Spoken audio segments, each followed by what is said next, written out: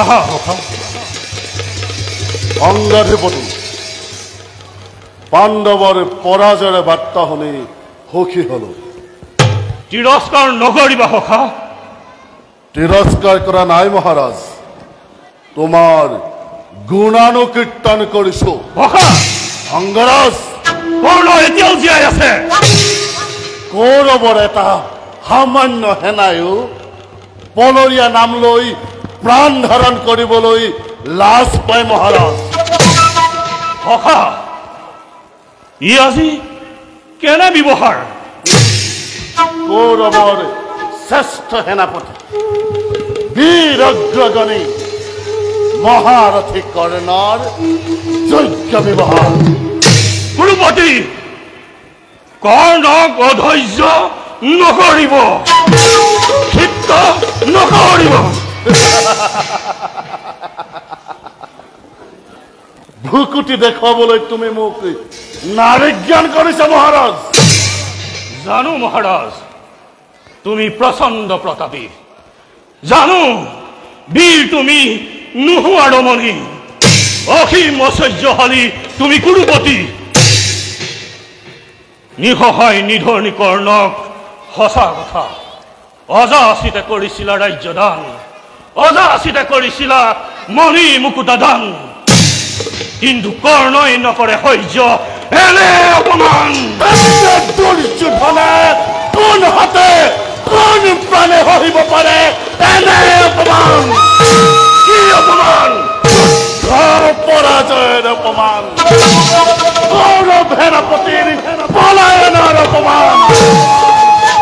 আজি পাণ্ডৱৰ শিবিৰত জনে জনে কৰিছে প্ৰচাৰ মোৰ কলংকৰ কাহিনী। বাটে ঘাটে আলোচনা বনবাসী পাণ্ডৱৰ নিপুণ ৰণৰ চানকিত ভীত হল কৌৰৱ বাহিনী। উদ্ধ চাখে প্ৰাণ লৈ তেজিলে সময় ভিক্ষাৰীৰ তিৰস্কাৰ, বিদ্যুপৰ বাণী দুৰ্বলীৰ দুৰ্বলীৰ এনে সংসাৰ। ভাৰতৰ এক শক্তিৰ অধিষ্ঠান হৈ কোন হাতে কোন প্ৰাণে অম্লান বদনে মই লাউহিৰ পতি। মহাৰাজ নালাগে নালাগে, আৰু অস্পষ্ট নহয়। প্ৰত্যক্ষে পাইছো দেখা অন্তৰৰ মনো ব্যথা বেদনাৰ ৰেখা। চিন্তা নাই কুৰুপতি, নিষ্ঠুৰ কুৰ্নিয়তিয়ে গোপনে গোপনে আহি ভাগ্য চক্ৰ মোৰ দিছিল প্ৰতিকূলে ঘূৰাই। ইবাৰ সতৰ্কময় নোৱাৰে চাবিব কাষ, নোৱাৰে কৰিব আৰু ষড়যন্ত্ৰৰ জাল। মহাৰাজ দিয়া মোক সুনিপুণ সাৰথি এজন, শেষ কৰো কুৰুক্ষেত্ৰৰ ৰণ, উজলং কৌৰৱৰ কিৰীটী অগণন। মদ্ৰপতি কোৱা, সাৰাথ্য কৰিবানে গ্ৰহণ?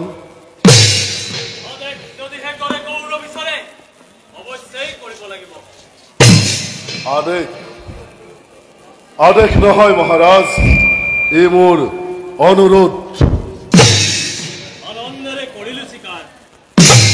তেন্তে কুৰুপতি সুস্থিৰে বিশ্ৰাম কৰা আপোন কক্ষত।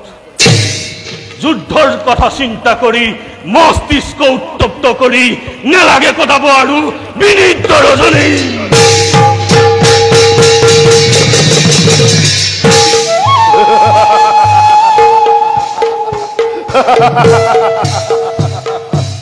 মদ্ৰপতি প্ৰবল বেগেৰে এইবাৰ ধুমুহা বালিল।